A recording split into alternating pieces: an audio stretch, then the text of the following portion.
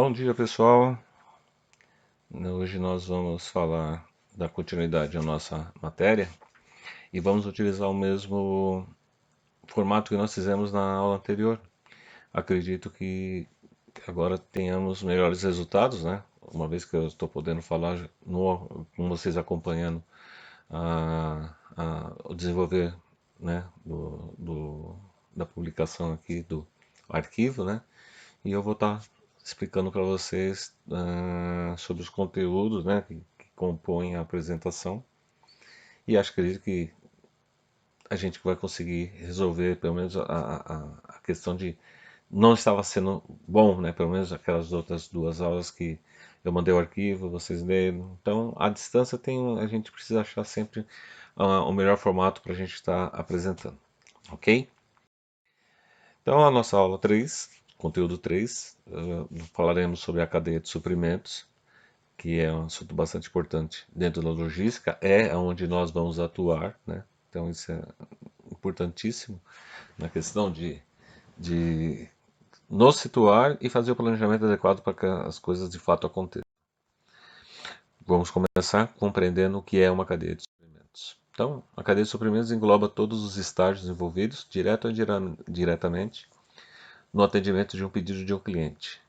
Então, desde que nós contratamos o cliente, ele fez a solicitação e até o final para a gente entregar o produto para ele, todas essas etapas, as empresas que estão envolvidas dentro da nossa, vamos supor que nós sejamos o responsável por desenvolver esse produto para o cliente. Então, não apenas nossa empresa, mas todas as áreas envolvidas, direto ou indiretamente nesse processo, transportadoras, empresas que atuam dentro da nossa como terceiros, que fazem a gestão de depósitos, o varejo que vai repassar o nosso produto quando é aberto, não no contato direto pelo cliente, tudo isso envolve uma cadeia de suprimentos. Então, se a gente for exemplificar alguma coisa nesse sentido, eu até falei o exemplo na sala, mas vale a gente vai colocar aqui. Se a gente tem, por exemplo, na fabricação do chocolate, não é só a fábrica ali, o leite só. Eu tenho lá o pecuarista, né? Eu tenho o agricultor, que ele vai fornecer a ração para a vaca, para o gado, a vaca comer, que depois vai gerar o leite. Eu tenho lá o agricultor que vai plantar o cacau. Eu tenho lá a indústria petroquímica que vai desenvolver o plástico e a embalagem para poder acondicionar esse leite que vai entrar no nosso processo. E também a embalagem que vai embalar o chocolate que a gente vai vender. Então, tudo isso a gente pode chamar de cadeia de suprimentos. E cada uma está envolvida numa etapa do processo.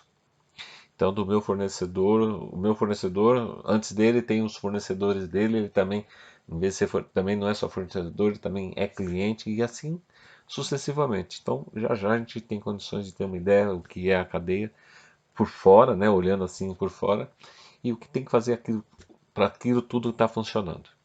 Então, aqui diz, né, inclui todas as funções envolvidas no pedido de cliente, como desenvolvimento de novos produtos, marketing, operações, distribuição, finança e o serviço de atendimento ao cliente, entre as outras áreas que compõem a empresa. Tá? Então vamos caminhar para a gente poder ter uma ideia qual é a cara disso.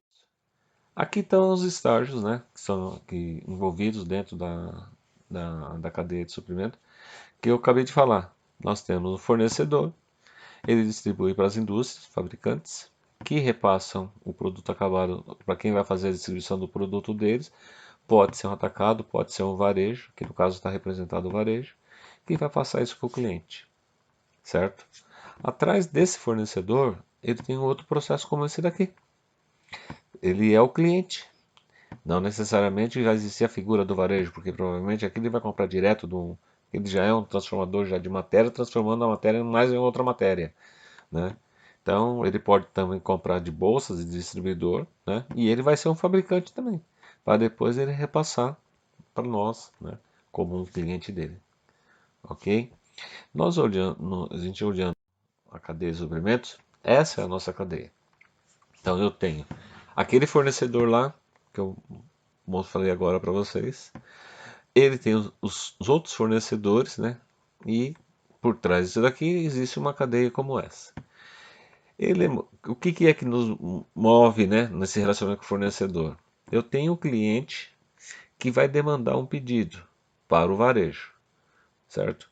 O varejo que abastece esse mercado aqui, ele vai acionar as compras que ele faz de um distribuidor.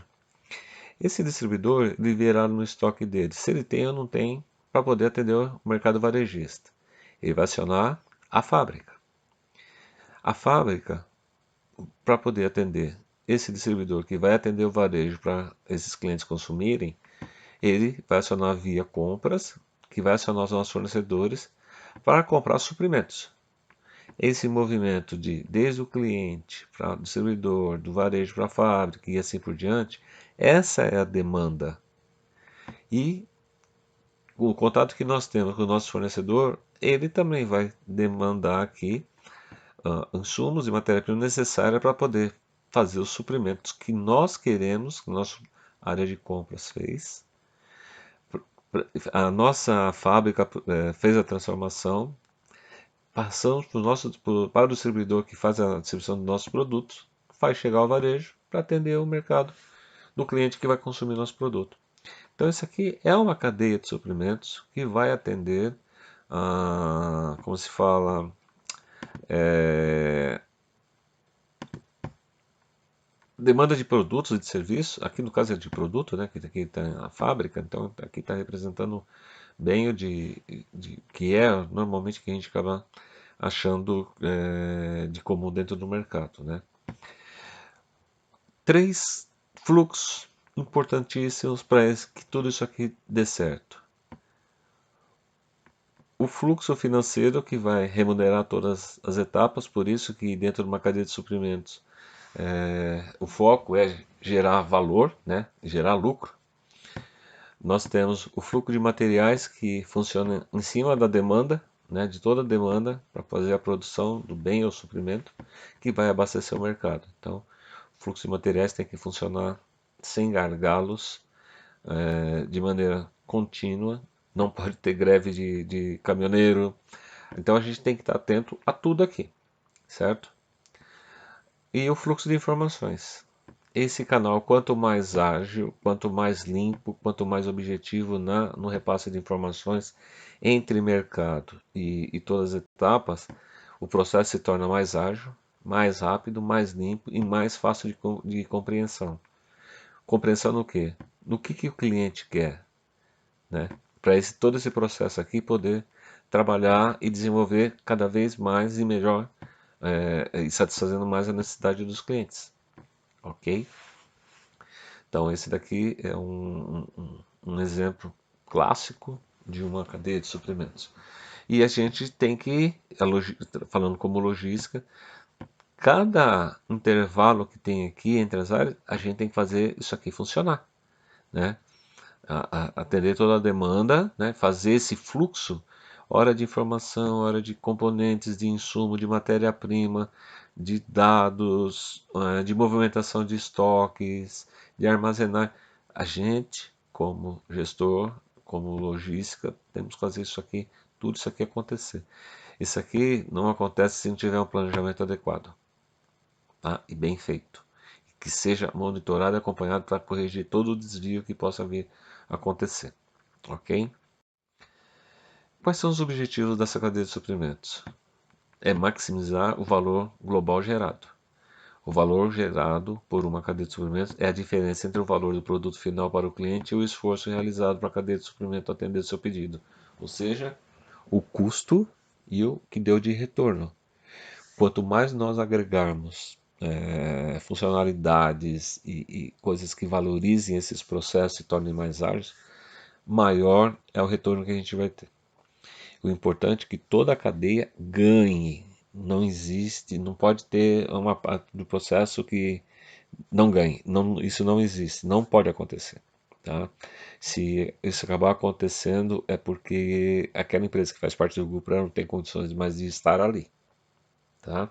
Então é coisa que a gente tem que observar. Por isso que eu falei, é muito importante hoje nós avaliarmos nossos fornecedores, saber quem é, Porque se ele falhar com a gente vai falhar com muito depois, que vem depois de nós, que é para quem a gente abastece. Ok? Dentro da cadeia de suprimentos, nós temos aquilo que chamamos de fase de decisão. Então, quem queremos ser? Onde nós podemos chegar? De que jeito chegaremos às metas que a gente está estabelecendo? Então, aqui é muito importante que vocês compreendam que sem uma estratégia, sem um planejamento adequado e monitorado, né, para verificar se de fato está acontecendo com tudo que foi planejado, a chance de dar certo é grande se não tiver esse acompanhamento. Ok? Então tudo deve ser bem planejado. E nada mais que falando de vocês, né? Futuros gestores, administradores. Vamos falar um pouco da estratégia ao projeto da cadeia. Aqui, o que a gente começa a definir se a empresa vai existir ainda, ela que cara ela vai ter, onde vai ser, como que vai fazer, são as decisões que tomaremos para longo prazo. Se é uma empresa já existente, então a gente precisa, é o momento que a gente vai fazer a reflexão de onde nós estamos, se temos que melhorar nossos processos, se estamos aptos a participar do mercado normal, ou a gente volta e meia vai tomar um susto porque alguém faz com preço menor, porque faz num prazo menor, porque a gente está perdendo cliente para concorrente. Então é aqui que a gente define o que somos e como faremos as coisas a longo prazo. Então, configuração da cadeia, né? De processos, cada estágio deverá desempenhar. Então, quando nós fazemos o mapeamento dos processos, nós conseguimos compreender as etapas que compõem, né, não só o atendimento do pedido do cliente, mas como compõe a empresa, cada uma das etapas. E todo o planejamento tem que ser feito para que todas essas áreas sejam cobertas e o planejamento dessas áreas, interno dessas áreas, também atendam como se fala, como eu posso dizer, as expectativas e os objetivos do planejamento, do grande planejamento estratégico da empresa. Aqui nós definimos o local, capacidade de produção das instalações para armazenagem de produtos a serem fabricados ou estocados em diversos locais. O que significa isso? Significa que quando a gente está estruturando ou reestruturando todos os processos, a identificação do melhor local da empresa se estabelecer, ou abrir uma filial, ou abrir um depósito, passa por uma mesa de reunião, de discussão, porque não é simplesmente pelo valor do aluguel mais barato. A gente tem que levar em considerações várias coisas. E somente pessoas, né, como vocês que têm agora a competência de saber como é que se é feito isso, têm condições de discutir. Ou seja, aqui a gente define por custo, por coordenadas de localização, por outros métodos, né, o melhor local para nós nos estabelecer. O que significa? Não, você tem que pensar, se você quiser estar perto do seu consumidor, o seu cliente, você não pode, você tem que levar algumas coisas em consideração. Se for um comércio, uma das coisas que você deve pensar hoje, tem estacionamento próximo? É qualquer lugar que você pode parar? Né? Se você, no caso, vai estar pensando lá no seu estoque, vai ser um local que você vai receber matéria-prima, os demais insumos do seu processo, só que você escolheu estar numa área que você não se atentou que tem limite de horário para caminhão. E você vai estar atuando por 24 horas. E você tem não só o limite, mas você tem horário para poder receber um caminhão. Se no local, se você vai receber às vezes vários caminhões que chegarão, tem lugar para esses caminhões pararem. Se você tem vários funcionários, sabe, né, alocados nesse local, você dá o benefício para eles poderem fazer a refeição. Eles têm um lugar para comer?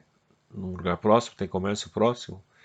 Então são várias coisas que envolvem o local.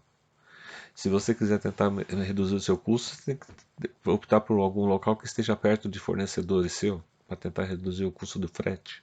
Negociar um frete, melhor preço de frete para você, porque frete é custo. O custo vai para o preço final do produto. Capacidade de produção. Você tem que avaliar se o local tem condições de você, se você precisar aumentar a produção, ele tem um espaço para poder armazenar o produto acabado. Se você aumentar a produção, você tem local para você armazenar a sua matéria-prima, porque já que vai ter que aumentar a capacidade. Você, nesse caso aqui, as metas que você está definindo com a alta administração da empresa, você tem capacidade de produzir isso daqui? Você tem espaço físico para aumentar a sua produção? Você pode dobrar o turno, aumentar a quantidade de horas de turno de trabalho, por exemplo, criando um segundo turno. É numa região que você pode criar esse segundo turno. Então são várias coisas que nós temos que avaliar, né? E não é feito de maneira aleatória. Os meios de transporte são várias coisas que a gente tem que pensar. Primeiro, se for uma fábrica, tem o transporte para os seus funcionários? Outra coisa, na região onde você montou, tem transportadoras para você escoar seu produto? Ou vai virar de longe, quer dizer, um custo maior operacional para você? Então você tem que saber interpretar do que se trata e que decisões tomar em relação a isso, né? Quando diz aqui, diferentes turnos de expedição. Você vai ter movimentação de caminhões 24 horas, só que você está numa região que caminhões só pode rodar até X hora, ou não pode circular até tal hora, ou tem o problema da placa. Então várias restrições. E nós vimos esses dias algumas coisas que a gente tem que tentar minimizar todos os custos, maximizar resultados e respeitar restrições. Então, todo planejamento tem que contemplar isso: maximizar resultados, minimizar custos e respeitar, no caso, aí, as restrições existentes para tudo que você for tomar decisão dentro da empresa. Tipo de sistema de informação: a sua empresa pode fazer investimentos até quanto? Você vai ter um sistema integrado, você vai trabalhar com internet, o cliente vai ter acesso para fazer pedido, alguma coisa nesse sentido. Como é que vai ser a divulgação dos seus processos e orientações? Deverá sistema ou não? Então são vários itens que deverão ser verificados no sentido de você conseguir melhorar e estabelecer algo que vai ficar quase que definitivo. Por que eu estou falando isso? Que as decisões de projeto da cadeia de suprimento são normalmente tomadas pensando a longo prazo. Qualquer alteração disso daqui é custosa e é às vezes problemática. Então, as decisões que sendo tomadas aqui normalmente são por quem pode tomar decisão pela empresa, a alta administração. Custos normalmente são elevados e não se altera da noite para o dia. Isso aqui leva-se bastante tempo. Você define um novo local, um aumento de capacidade, tudo depende de investimentos e tempo para isso. Então, são coisas que nós decidimos para durar. Decisões que levam-se tempo para poder durar. Ok? A outra fase é a do planejamento da cadeia. Então, aqui a gente define as políticas e funcionamento das áreas da empresa. Aquelas operações que serão diárias, que vão fazer as coisas de fato acontecer. Isso aqui também é decisão gerencial. E isso aqui também são vamos dizer, a gente estabelece critérios, né? Então isso aqui, tudo que decidir também vai ser fixo, não engessado. Porque de repente uma decisão que você toma aqui gerencial, de qual vai ser o procedimento da área a partir daquele dia ou a partir daquele momento, amanhã você descobre um jeito novo de mudar. Então é diferente daquele anterior, né, do que nós vimos agora, onde você vai fazer coisa para longo tempo. Aqui não. Aqui ele é mais flexível, mas são decisões tomadas também pela gerência. Então aqui, né, todo o procedimento vai começar como assim? Qual é a demanda que a gente vai atender? Qual vai ser o volume de coisas, de produtos que devemos produzir e armazenar? Então aqui vai incluir decisões sobre que mercados deverão ser supridos, né, e de que locais, são decisões gerenciais. Teremos estoques, estoque mínimo, estoque de segurança, não teremos estoques. Então, qual vai ser a decisão? Aonde vai ser esses estoques? Vai ser no próprio local ou não? A gente vai trabalhar, contratar empresas para fazer a movimentação inbound e outbound. Lembra que eu tinha explicado? Inbound, movimentação de matéria-prima. Outbound, movimentação de distribuição já do produto acabado. Ou para armazenagem ou direto para o cliente. Então, como é que vai funcionar isso daqui? Então, é a decisão gerencial. Iremos terceirizar alguma parte da fábrica? Nesse caso aqui, as empresas podem terceirizar uma parte do seu processo. A fabricação, né, dificilmente acaba acontecendo, mas ela pode aumentar, ela pode terceirizar uma parte para poder não ter que contratar funcionários, aumentar a sua capacidade, mas subcontratar para aumentar a possibilidade de produzir mais.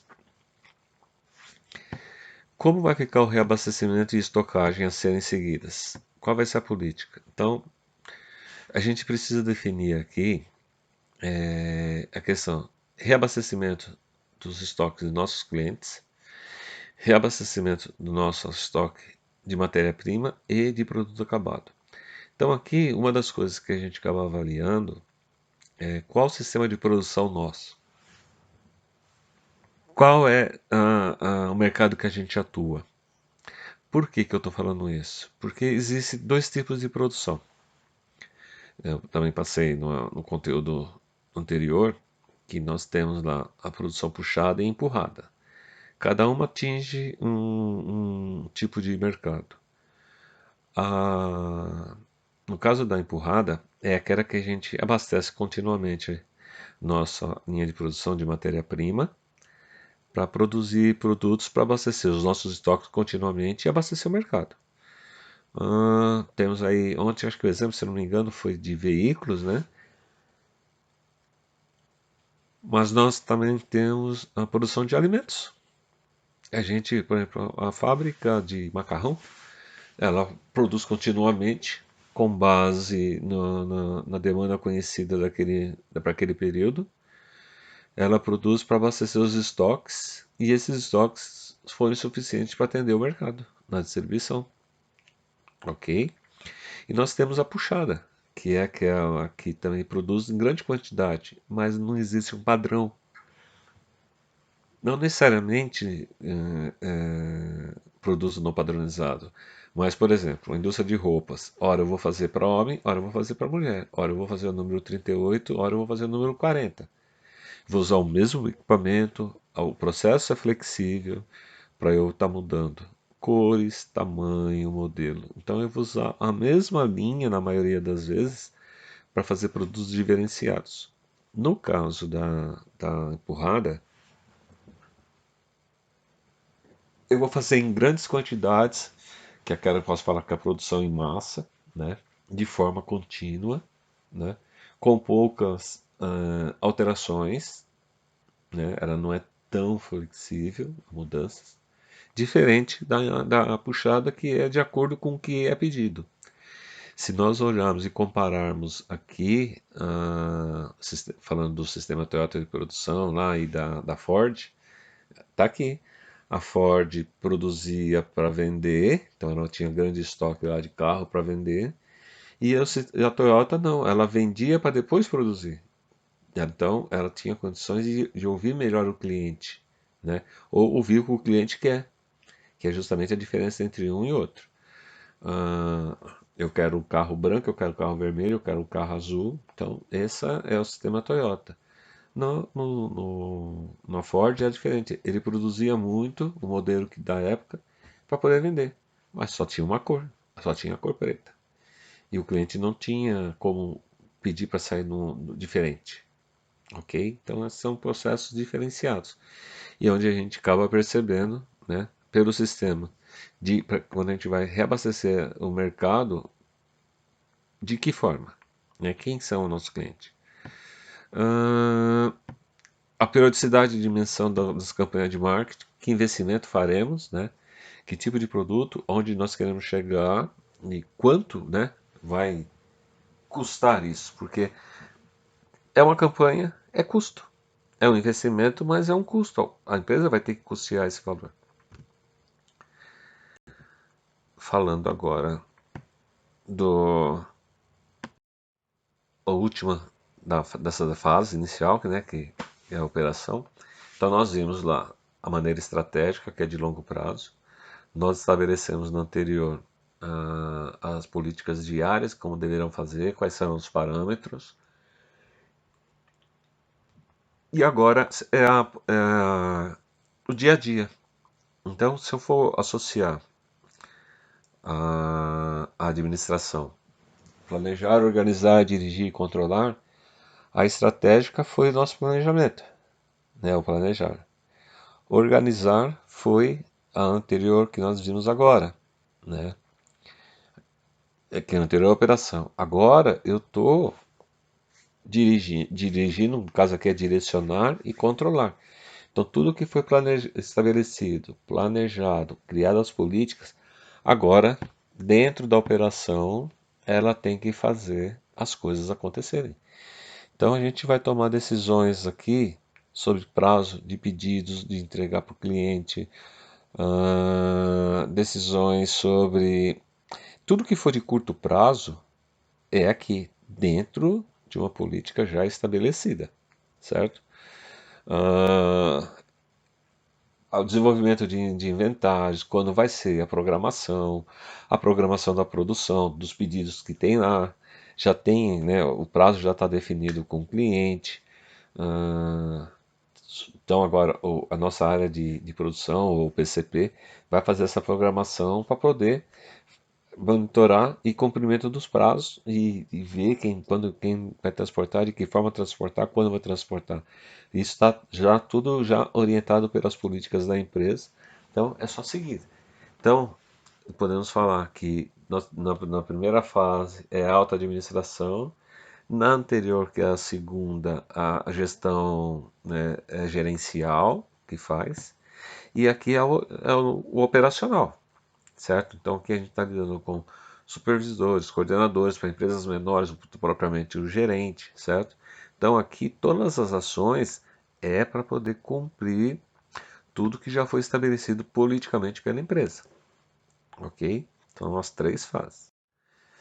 E olhando, né, tudo isso funcionando, algumas coisas acabam sendo assim cruciais para que de fato deem certo. Não adianta você fazer um planejamento dentro de uma estratégia diferenciada se não for para cumprir. Então, quando a gente fala aqui, por exemplo, ciclo do reabastecimento. O ciclo de reabastecimento acontece na interface entre o varejista e o distribuidor e engloba todos os processos ligados ao reabastecimento dos estoques varejistas. Então, aqui é assim, o ciclo de reabastecimento. Uma vez que nós definimos que a rede de distribuição nossa vai ser direto, o varejo direto, eu vou ter que ter uma quantidade grande, porque se eu atender o varejo, provavelmente é um produto que tem alta rotatividade. E então eu vou ter que abastecer o mercado. Aonde for atuar, eu tenho que ter capacidade para poder abastecer o mercado. Eu não posso assumir reabastecimento com o cliente se eu não tiver capacidade de produção, se eu não for entregar para ele dentro do prazo que ele precisa. Ok? Então, o ciclo de reabastecimento aqui ele envolve os estágios, mas hoje esses estágios são menores. Eu tenho que acompanhar o aumento da demanda para verificar qual é a minha capacidade. Em cima dessa capacidade, estabelecer os prazos e o como vai ser reabastecido. Ciclo de fabricação. Aqui ocorre normalmente na interface entre o distribuidor e o fabricante, ou varejista. Então, se eu atender o varejista ou eu atender direto o atacado, isso vai direcionar qual é o rumo do meu processo de produção. eu tenho que fazer mais investimentos em capacidade, né? Eu tenho que viver a questão de preparar todo o meu pessoal para um aumento de demanda dentro vamos supor, dentro do layout meu, procurar identificar o menor possível para que o processo flua de maneira limpa e eu tenha local para poder fazer a armazenagem, né? E o ciclo de suprimento, que envolve aqui interface entre o fabricante e o fornecedor. Eu tenho que ter um processo bem estabelecido, né? E fornecedores confiáveis para que eu não tenha falha no meu processo. Então, tudo isso aqui vai funcionar de acordo com a opção de mercado que eu estou atuando. Eu produzo para abastecer mercado ou eu vou trabalhar em função de pedidos? Isso aqui é diferente. Em função de pedidos, é diferente da produção em massa. O cliente fala assim, mas eu faço o produto em massa e o cliente só pediu 10 unidades. Tudo bem, ele está dentro de um processo. Agora, quando eu faço por pedido, então é diferenciado, não é o padrão. Então eu preciso de tempo. E daí não onde eu direciono qual é o meu processo produtivo, que é aquilo que eu também bati ontem e reforçando agora, que é a visão push-pull, ou empurrado e puxado. Lembrando, quando eu simplesmente trabalho com previsão de demanda de mercado, eu vou produzir de acordo com aquilo que está vindo. Então eu vou abastecer de forma continuada, né, minha linha de produção para eu ter estoques para poder atender. No caso de produção puxada, é aquele que o cliente pede especificamente uma quantidade, vai ter variação de cor, de tamanho, de formato. Então, ele é pontual. Não, pode ser uma grande quantidade, mas ele é pontual. É diferente da produção em massa, onde é quase que, vamos falar, 99% é padronizado o processo, tá?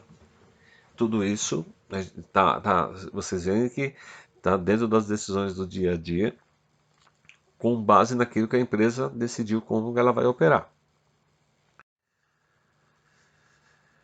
E fazendo, né, acompanhando o desempenho da cadeia, né, como é que a gente faz para observar se está atingindo esse alinhamento do escopo estratégico? Para a gente fazer tudo isso acontecer, a gente não pode entrar numa cadeia de suprimentos onde a gente não sabe que mercado que a gente vai estar trabalhando. Então, aqui é assim. Eu defino agora na estratégia competitiva o que eu quero ser. Então, por exemplo, se nós optarmos pela estratégia de liderança em custo, nós seremos aquela empresa que vai fazer investimentos bem pontuais para a gente tentar ganhar em produção em quantidade. Não será de alta tecnologia. Na hora de vender o produto, se nós formos um comércio, a gente vai enxugar todo o processo para poder baratear o preço. Isso não significa que a gente vai fazer um produto ruim. A gente vai fazer com o menor custo. Então eu vou dar um exemplo de como funciona isso daqui. Meu óculos. Eu entrei na loja do João para comprar um óculos. O óculos está pronto lá. Eu olhei na gôndola, escolhi ver alguns modelos lá. E esse óculos na gôndola lá, ele tá só dentro de um saquinho, né, para não riscar a lente. Saquinho transparente, aquele plástico bem simples. Eu peguei uma unidade, vou até o caixa. O caixa diz R$ 5. Aí ele vai perguntar: o senhor deseja uma sacolinha? Se eu falar sim, vai ficar 5,10. Aí se eu vou olhar a estrutura é bastante simples. É uma loja padrão, né? Sem nenhum assim, um atrativo. É o vendedor, gôndola, caixa, paguei, fui embora. R$ 5. E comprei o óculos que eu queria. Numa outra situação, comparando com o segundo item que é o diferenciado, eu vou comprar um óculos, ele já está pronto. Eu entrei na loja da Joana, aí eu achei lá, e é uma loja parecida, por exemplo, com o Boticário, onde tem uma amostra em cima, e embaixo tem já a embalagem e tal, e como que eu pego uma embalagem daquela fechada e vou passar no caixa. Quando eu chego no caixa, o caixa fala assim pra mim: o senhor aceita um café, uma água? O outro caixa lá nem, e só perguntou se queria sacola no outro. Eu vou estar pagando aqui a minha compra e ele já está colocando dentro de uma sacola. Quando eu peguei o óculos lá na prateleira, na gôndola, seja o que for, eu vi que ele já tem uma embalagem, né, uma capinha de couro que faz parte do pacote que eu estou comprando. Aí eu pergunto quanto ficou a compra. Ele fala para mim R$ 12. E eu paguei os R$ 12. Vamos ver as diferenças. Na loja do João eu entrei, comprei o óculos que eu queria, paguei a embalagem, a embalagem não, a sacolinha, depois que eu passei no caixa, ficou R$ 5,10. Eu fui na loja da Joana, num outro momento, comprei o óculos que eu queria, é o mesmo óculos, só que ele está já vendendo a capinha, eu posso tomar um café dentro da loja, tem um ar-condicionado, a loja bonita, os vendedores uniformizados, tudo, e eu paguei R$ 12 no mesmo óculos. Então é assim, são dois mercados diferentes.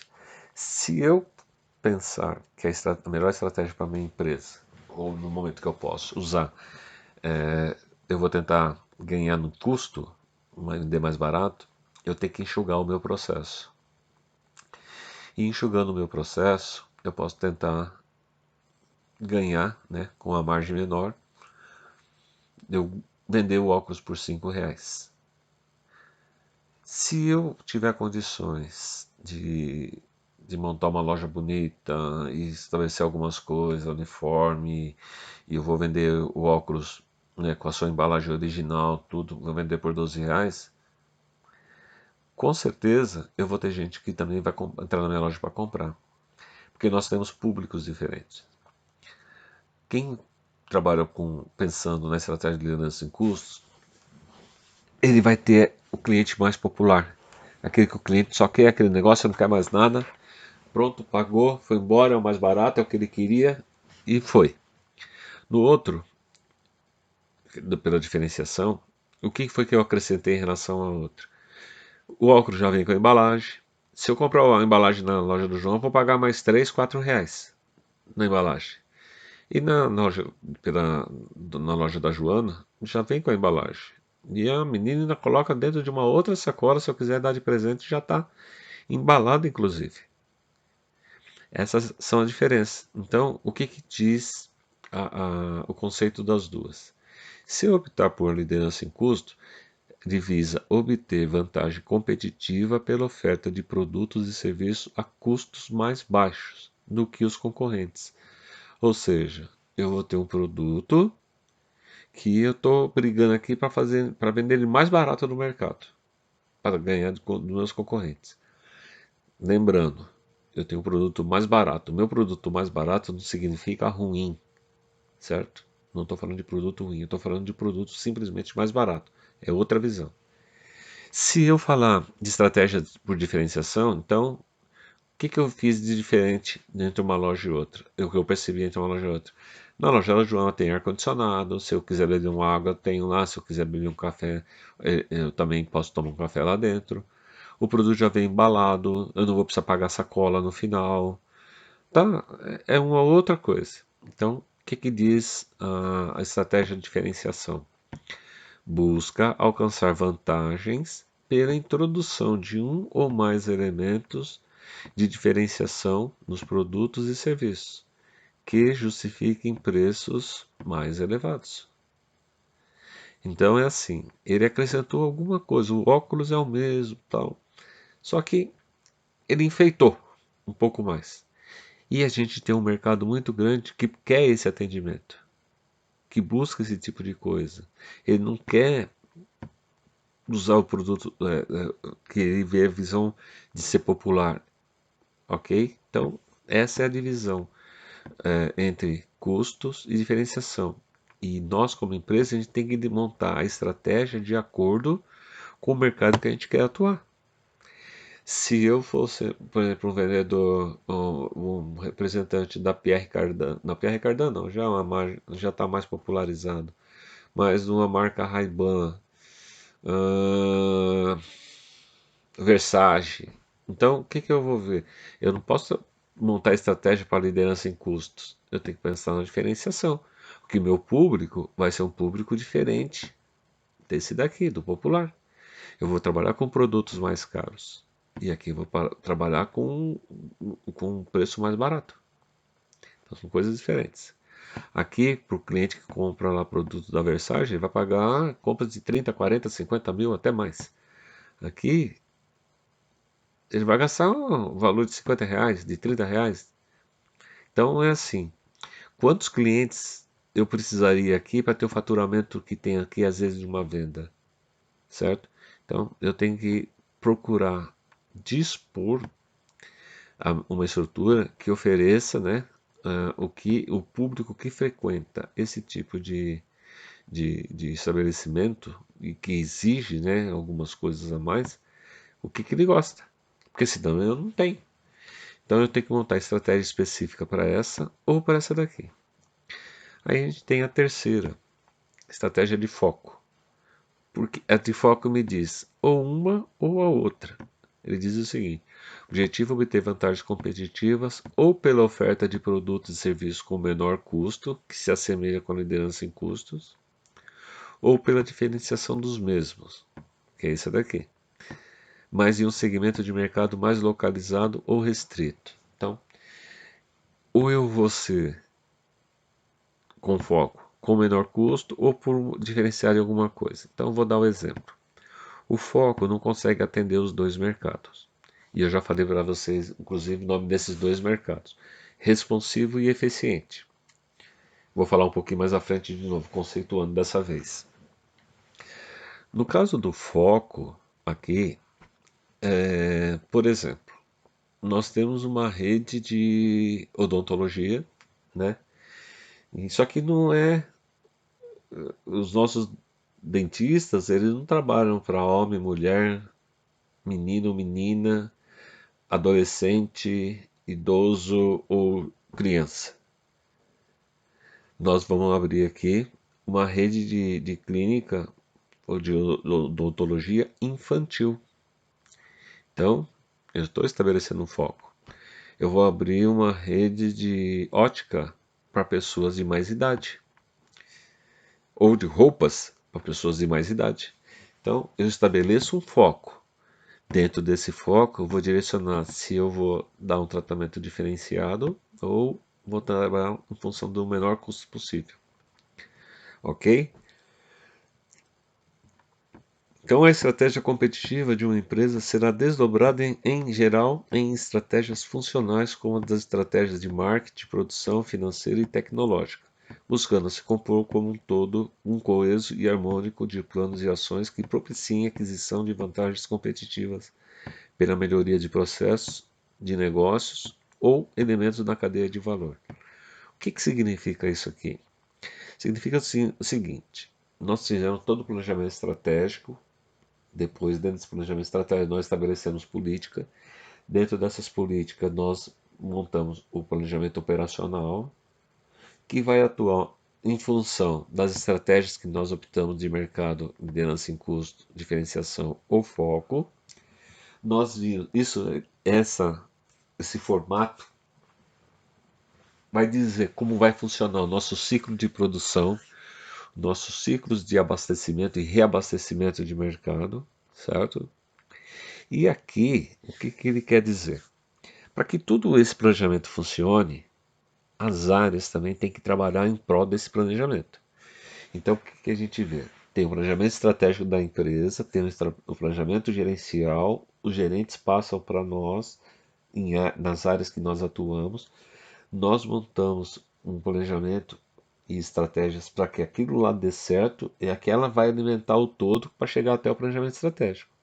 Então não existe planejamento isolado só de uma área. Quando a empresa está totalmente estruturada, e ela trabalha com esse planejamento, todas as áreas têm que estar envolvidas no processo e ela tem que fazer a parte dela. Por isso que nós, gestores, somos bastante cobrados.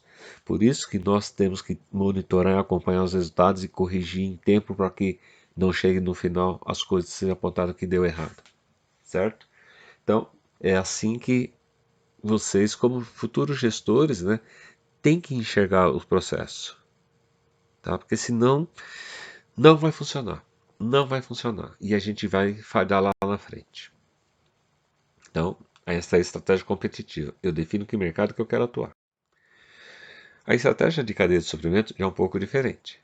Então, com base aonde nós escolhemos, se eu quero um menor custo, se eu quero um diferenciado ou vou trabalhar por foco, eu aqui defino quem será meu fornecedor, de onde virá minhas matérias-primas. Qual o transporte de material e por onde que a gente vai fazer o transporte dessa matéria-prima e do produto acabado. Como vai funcionar a fabricação do produto, como que ela vai prover no interno o processamento dela, como a gente vai distribuir o produto. Então, se eu for trabalhar com produtos da empresa, por exemplo, Versace, eu não posso dar o mesmo tratamento, né, que eu dou para uma loja, para um fornecedor ou de uma marca mais simples, porque os produtos são caros, são diferentes, certo? Eu falei para vocês esses dias quando no outro exercício numa da, acho que atividade não dessa da outra, quando nós fizemos ainda em sala, que eu tinha em determinado momento lá 3 milhões de clientes no Brasil inteiro. Só que esses 3 milhões de clientes, dois me davam 90% do faturamento. 90, 95%, não lembro agora.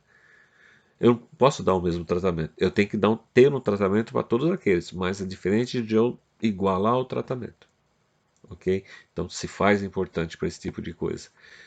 Quando nós definimos lá a estratégia competitiva por foco, ou por diferenciação, ou por custo, a estratégia da cadeia tem que ser de acordo com o que a gente fez lá, decidiu lá. Não tem como eu misturar as coisas, porque se eu misturar as coisas, a gente vai ter problema de qualidade, a gente vai ter problema de prazo dentro do processo.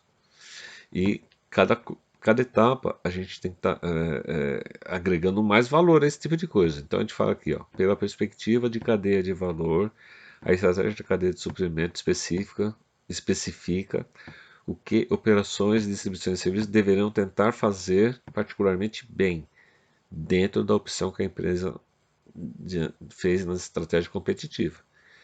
Eu não posso chamar qualquer fornecedor. Se eu for trabalhando em custo, eu tenho que procurar aquele com menor custo, que também tem que ter qualidade, não é porque eu quero mais barato, tem que ser ruim. São coisas que somente a administração, pessoas de administração conseguem perceber. Tá? Consegue perceber no sentido de saber lidar com a situação, de não deixar detalhes, né, serem suprimidos daquilo quando a gente tem que tomar decisões. Então, as estratégias funcionais não podem ser planejadas isoladamente. Ou seja, a competitiva tem que estabelecer procedimentos. A estratégia da cadeia de suprimento, ela tem que ser de acordo com a competitiva. As áreas têm que fazer os seus planejamentos em prol do planejamento estratégico, que a soma de todas as áreas fará com que os resultados sejam atingidos. E ela é citada aqui, ó, as diferentes estratégias funcionais. Funcionais aqui são as áreas. Não podem ser planejadas isoladamente, e sim estreitamente conectadas e devem apoiar o alinhamento entre si para que a empresa obtenha êxito. Ou seja, a soma de todos os esforços planejados tem que gerar resultados, e normalmente geram. Salvo um problema ou outro que acaba acontecendo no percurso, que é normal também. Então, o elemento estratégico se dá quando ambas estratégias, a competitiva e de cadeia de suprimento têm os mesmos objetivos. Uma vai dar completo suporte à outra para acontecer. É um alinhamento. Sucesso ou fracasso da empresa estão assim estreitamente ligados nos seguintes tópicos: a estratégia competitiva de e todas as estratégias funcionais devem estar alinhadas para formarem uma estratégia global coordenada. Cada estratégia funcional deve apoiar outras estratégias funcionais e ajudar a empresa a alcançar o objetivo da sua estratégia competitiva. Competitiva é aquela que a empresa estabeleceu como as metas que ela quer alcançar. Então, as estratégias definidas por cada gerência em cada setor têm que apoiar nesse sentido de atingir os resultados, certo? Então, são vários itens que a gente tem que observar, mas isso varia de área para área.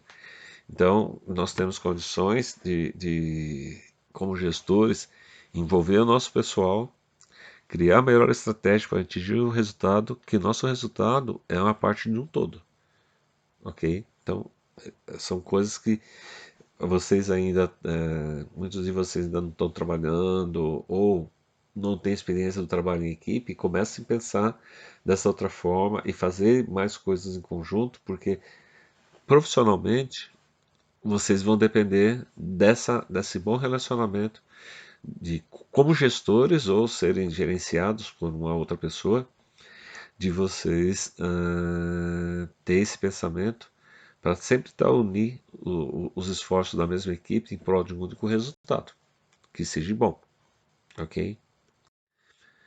Como atingir, né, esse alinhamento? Então, para a gente saber se a estratégia competitiva mais a estratégia de cadeia de suprimento tem condições de gerar sucesso para a nossa empresa, a gente precisa conhecer, passar por três etapas de conhecimento sobre o que é para a gente saber se vai dar certo.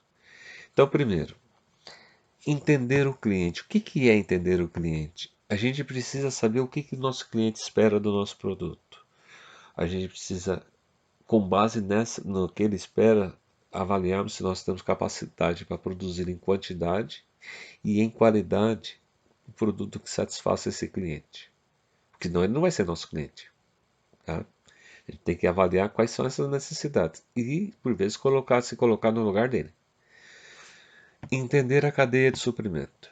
O que é entender a cadeia de suprimento? Se você fez a opção para um determinado tipo de mercado, você tem que respeitar. Então, por exemplo, se você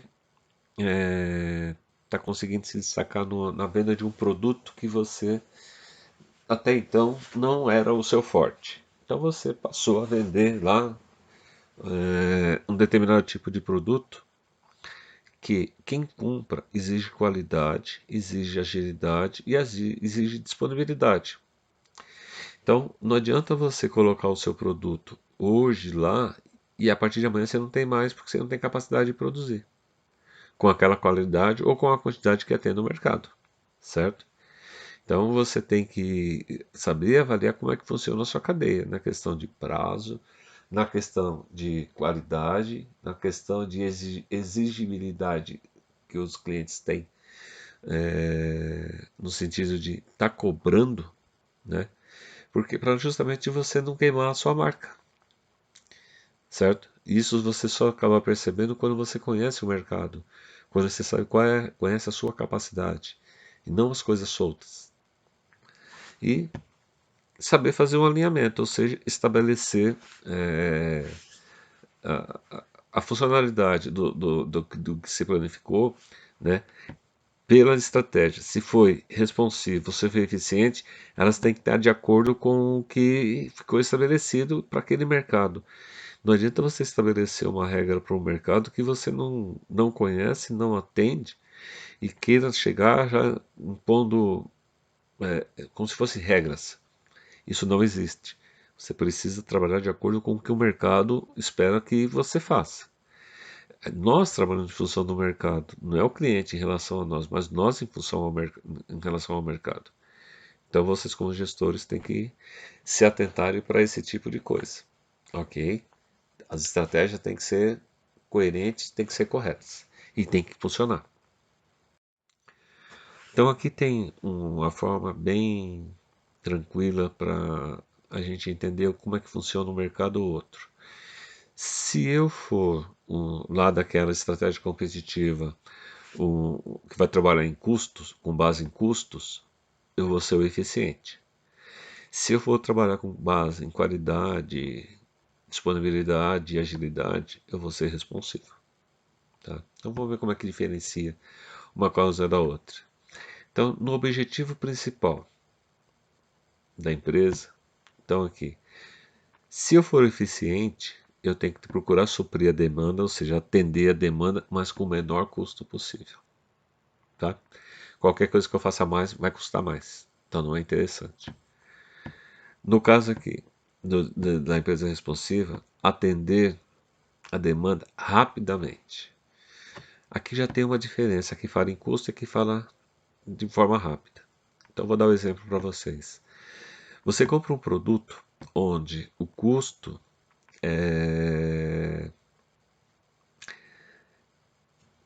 para chegar no cliente, o seu é mais atrativo. Então eu fui lá, comprei uma calculadora sua e você vai entregar para mim. Só que o caminhão só vai sair depois que estiver cheio, que é a carga fracionada. O frete é mais barato, né? Mas vai chegar daqui 15 dias. Aqui no suprimento responsivo, ele vai mandar por SEDEX, tá? É mais caro. Aqui talvez você tenha até feito o frete grátis ou você mandou um frete que é, vamos supor, vai ser R$ 3 e vai chegar só que daqui 15 dias. Aqui ele me cobrou R$ 12 de frete e chega em 2 dias. Então aqui é o responsivo. Só que aqui eu não estou preocupado se eu vou pagar 2 ou vou pagar 12, não importa. Eu quero rápido o produto. Aqui eu comprei por causa do meu melhor preço. O melhor preço que eu achei. Certo? Não significa que é ruim. Tá? Eu sempre bater nessa tecla. Estratégia de criação do produto. Aqui eu procuro maximizar o desempenho com o custo, ou seja, reduzir o custo ao máximo no desenvolvimento de um produto novo, né? E tentar ser competitivo no mercado, com esse custo, né, que eu vou ter para desenvolvimento. Aqui não. Aqui eu vou criar condições, né, em que o produto vai se tornar mais caro, né, mas eu vou colocar numa condição melhor para poder ofertar isso para o cliente, né. Aqui, por exemplo, a embalagem aqui vende aqui por unidade. Então, se eu comprar mais vezes, vou ter um custo maior. Aqui eu vou ter, por exemplo, eu vou ter condições de comprar. Ah, aqui, sabe qual é o exemplo bom aqui? Do Martins. Só que aqui a gente está falando de criação de produto. Eu vou tentar exemplificar para vocês com um processo lá do Martins. Se eu estou lá no Mato Grosso, eu quero comprar meia dúzia de shampoo, ele só vai vender para mim a caixa se estiver fechada com 12. Mas eu quero só 6. O Martins, ele vai me vender as 6. Aqui, se eu fosse comprar, eu ia pagar R$ 5 por cada frasco de shampoo, pela caixa inteira. Aqui, o que eu vou ter? Ele vai me vender 6 e eu vou pagar um preço menor, inclusive, por aquela vantagem que ele tem, né? Ele compra em maiores quantidades e ele abre a embalagem. Então ele ganha por unidade um preço bem diferente do que a fábrica forneceria para aquele pequeno comerciante. Ok? Estratégia de preço. O eficiente sempre vai trabalhar com margem, procurar margem baixa, né? Porque o preço é o que vai impulsionar a compra. Quer dizer, quem entrar no estabelecimento de uma empresa que preza pelo o menor custo, o que vai acontecer? Ele só vai comprar se o preço for bom. Se tiver um preço mais barato, ele acaba não comprando desse daqui para poder comprar no outro lugar. Aqui, o preço não é o que vai definir. O que vai definir são aquelas exigências que normalmente esse público faz, certo? Qualidade, agilidade e disponibilidade. ok? Então, essa é a diferença. Aqui vai depender do preço, aqui não vai depender do preço. Estratégia de estoque. Então é assim, o responsivo, quando fala em estoque, ele vai procurar deixar estoques espalhados para o cliente, para ficar mais fácil para o cliente adquirir os produtos dele, ou para entregar de forma mais rápida. Se for no eficiente, ele vai centralizar, porque se ele espalhar, ele vai ter que montar estruturas geram custos, ele não vai fazer isso. E ele vai trabalhar com estoque mínimo, então minimizar os estoques para reduzir os custos. Lembrando que estoque é dinheiro parado e é custo. Aqui ele vai manter estoque, independente se a pessoa vai 2 vezes no ano lá. A pessoa, quando fala as 2 vezes no ano lá, vai achar o produto e vai pagar o preço do dia e não vai reclamar. Por que ele não vai reclamar? Porque toda vez que ele vai naquele lugar tem um produto que ele quer. E se ele vir aqui, ele não vai achar esse produto. Aqui ele chega lá, tem na hora. Aqui de repente ele pode até atender você, mas vai demorar 15 dias para entregar para você. E aqui às vezes ele tem 1 ou até 2 dias ele consegue te dar. Então essa é a diferença. Aqui ele não pode manter estoque com o produto parado, o capital de giro dele para porque todo o dinheiro dele está empacado no estoque. No lado de cá, no responsivo, ele pode manter estoque lá porque uma hora vai vender e ele não está preocupado com isso. O cliente, quando chega, paga o preço. A outra estratégia é de lead time, ou seja, o tempo que demora para você atender um pedido. Então, a empresa eficiente, ela, se ela pensar em reduzir, tem que ser sem sacrificar os custos. O responsivo, ele vai reduzir de maneira agressiva, mesmo que os custos sejam altos, porque o cliente daqui vai pagar. Então, por exemplo, aqui, o que eu posso usar? Eu contratei o serviço para entregar uma garrafa de vinho para uma colega minha lá do Rio de Janeiro.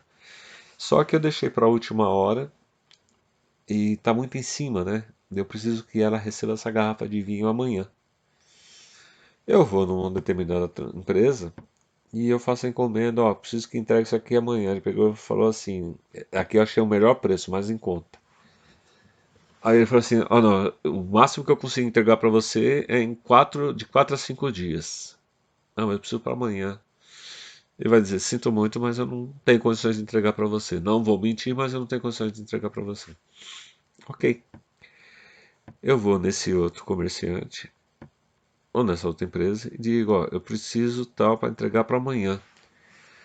Aí ele fala assim, não tem problema, dá para entregar, mas não vai, eu posso até questionar, mas tem outra cidade, ele pode falar assim, eu tenho um depósito lá para poder justamente entregar para clientes que acabam pedindo muito para entregar nessa região, então eu procuro manter um depósito lá. Ele tem um custo que está parado lá, certo? Mas ele sabe que aparece clientes como eu que precisa às vezes de coisas assim de última hora para poder entregar. E ele consegue me atender lá, vamos supor para amanhã. Eu conheci empresa aqui que dá assim atenção para cliente, de ele colocar um funcionário no avião para levar, às vezes até as coisas desse tipo, até presente assim. Fala assim, ó, você vai pegar o avião amanhã cedo, eu preciso que você esteja lá no Rio de Janeiro, por exemplo, às 2 horas da tarde, que tal pessoa vai estar lá, você vai entregar isso no hotel, na residência dela, e você em seguida pega o avião de volta para São Paulo. Às vezes nem cobrando nada, entre aspas, né, cobrando. Não, às vezes toda essa atenção, às vezes, se for uma relação comercial, já está embutido no preço. É o preço de pagar pela comodidade. Nesse exemplo que eu estou dando aí para você que é um presente, esse daí não é porque volta e meia eu faço e quando eu compro bem e pago bem. Entendeu? Então tem o estabelecimento que presta esse tipo de serviço. Tá? A mesma coisa com o fornecedor. Esse aqui é baseado em custo e qualidade. Esse daqui em velocidade, flexibilidade e qualidade. O que é igual? É aquilo que eu falei. No eficiente, mesmo sendo mais com menor custo, não necessariamente é ruim. O que ele quer aqui, ó, qualidade, ó. A mesma coisa que o responsivo quer. Só que ele não tem condições de, de fazer algumas outras coisas. Entregar de maneira rápida, por causa aqui do custo, e nem a flexibilidade. Eu quero aqui, por exemplo, com uma exigência a mais que esse aqui quer falar, sinto muito, mas não tenho. Por exemplo, eu quero esse daqui, eu quero um determinado produto que seja bom, que você me entregue amanhã e só pode entregar na parte da tarde. Esse daqui diz, eu tenho um produto bom, eu tenho um preço bom, mas eu não consigo entregar nem amanhã e muito menos no final da tarde. Então, esse é o eficiente. Ele faz como pode, dentro do menor custo possível. Esse daqui é o responsivo. Ele vai procurar fazer o que eu quero de fato. Ok? E no último, né? Transporte, acho que ficou bem ilustrado aqui o que eu estou passando para vocês nesse sentido. A parte de transporte. O eficiente, ele vai procurar sempre o mais barato. Nós temos dois modais, que é o trem e o caminhão, que é o mais em conta que existe. No responsivo, eu vou utilizar o avião. Desculpa que eu falei avião. O trem e o caminhão. Aqui no responsivo é o avião. Ou um serviço de entrega mais rápido, por exemplo, Sedex, que vai usar o avião também. É diferente de eu contratar uma transportadora. Vocês viram lá no estudo de caso da empresa de medicamentos, né? Que eu já passei para vocês, que é aquele que vocês estão fazendo. Aqui, eu tenho lá, no exemplo, uma empresa no sul em que manda medicamentos para o Nordeste. Imagine indo de caminhão e indo de avião. Lá ele quer eliminar o problema, estabelecendo um depósito lá na região do Nordeste para poder atender lá, para evitar os problemas que acontecem no caminho. Então aqui você acaba percebendo que tem coisas que você fala assim, mas você vai usar o caminhão para entregar. Sim, o caminhão do correio vai lá, mas a viagem entre um ponto e outro ele fez de avião para agilizar o processo. Então aqui eu vou sempre usar o mais barato, não necessariamente ruim. E aqui o meio mais responsivo, que é mais caro e que é mais rápido. Ok? Então, acho que eu consegui. Espero também que eu tenha conseguido passar para vocês um pouco mais sobre a logística, né? O que é, que define cadeia de suprimentos, como são elaboradas estratégias. Falar assim, alguém pode falar assim, mas eu não vou trabalhar com logística, eu não trabalho com logística, para que serve isso? Isso serve para a empresa que você trabalha, porque o que eu falei de logística aqui, eu dei o exemplo da fábrica de chocolate, eu falei do agricultor, eu falei do pecuarista. Então, você vê, como eu tinha falado lá no início das minhas aulas, tudo que vocês aprenderem aqui, vocês vão usar em indústria, em comércio ou serviço, em qualquer segmento, de qualquer setor, ok? Os conteúdos que a gente tem passado e tem visto servem para todo tipo de empresa. O que a gente precisa só saber, empresa de quê, atua com quê, qual que é o mercado, o que que a gente espera, o que que a gente faz, o que que o nosso cliente quer. A gente, sabendo essas respostas, a gente consegue estabelecer estratégias para atender da forma como o cliente quer ser atendido, ok? Então, o que a gente vai fazer agora? Eu vou passar para vocês, assim que fazer a conversão,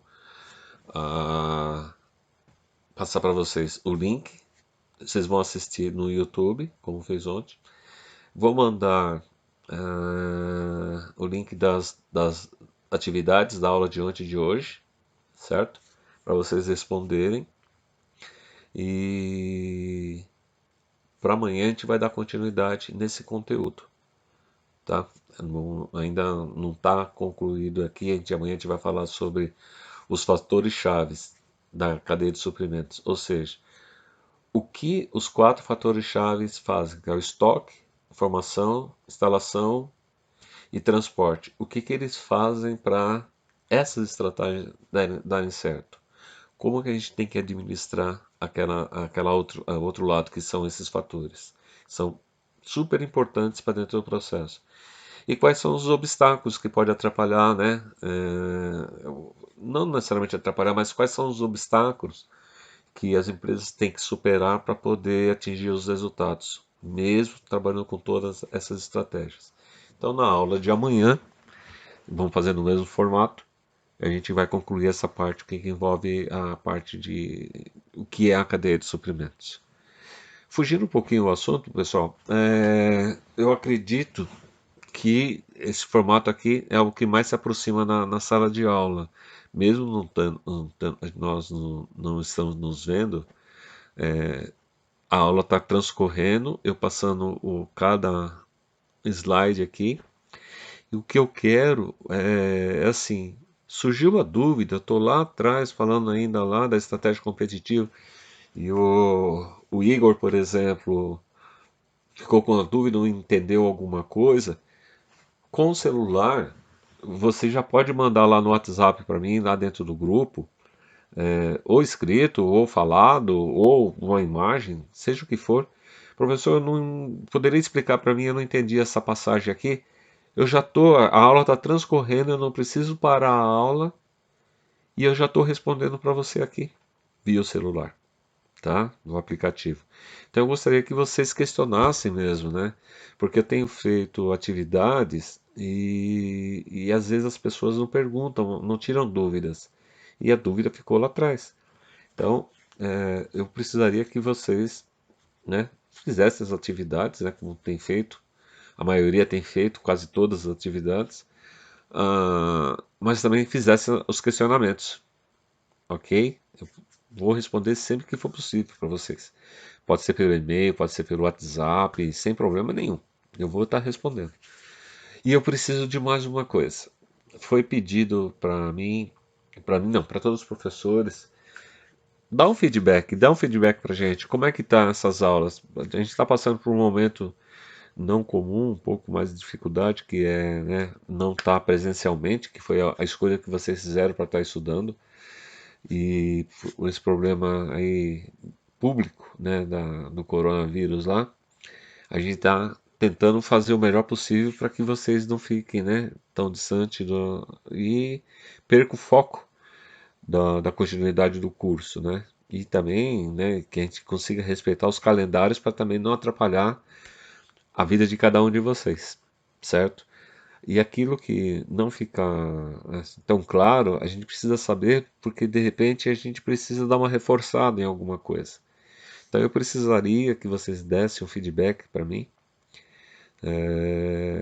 de como está sendo, né? Esse período que a gente saiu da sala de aula, está à distância.